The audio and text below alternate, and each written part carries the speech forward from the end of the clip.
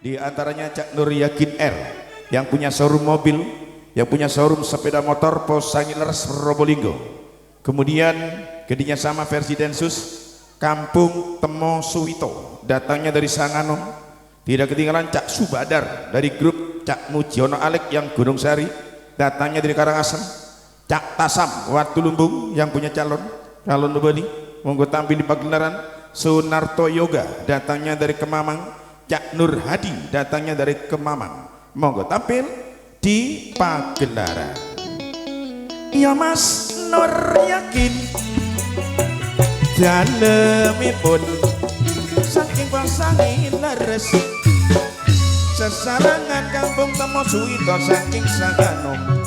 Cak Subadar Karangasem, Cak Tasam Sunarto Yoga, Cak Nur Hadi, monggo.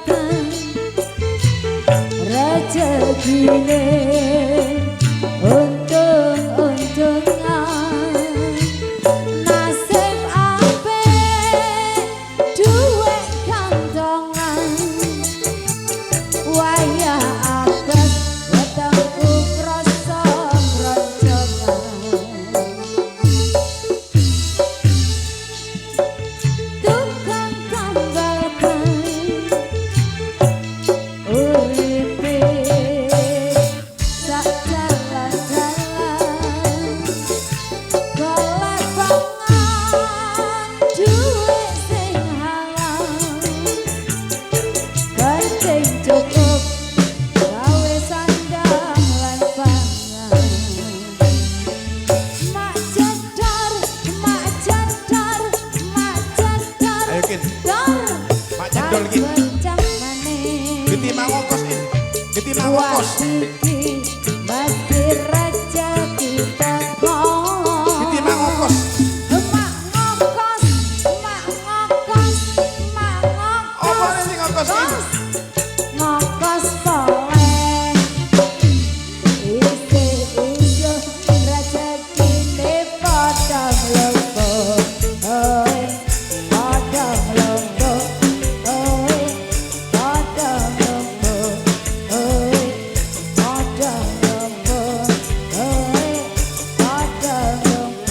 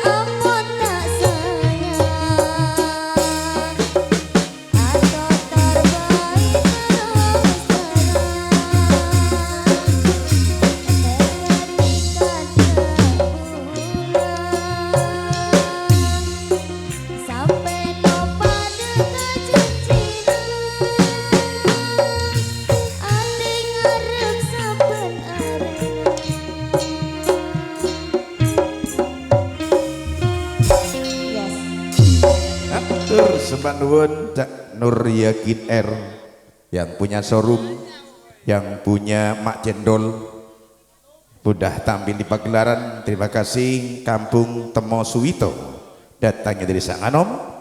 Betul, terima kasih Cak Subadar, keluarga besar anggota dari grup Cak Mujiono Alek yang datangnya dari Karangasem. Cak Tasam Batu Lumbung, Sunarto Yoga Kemamang, Cak Nur Hadi datangnya dari Kemamang.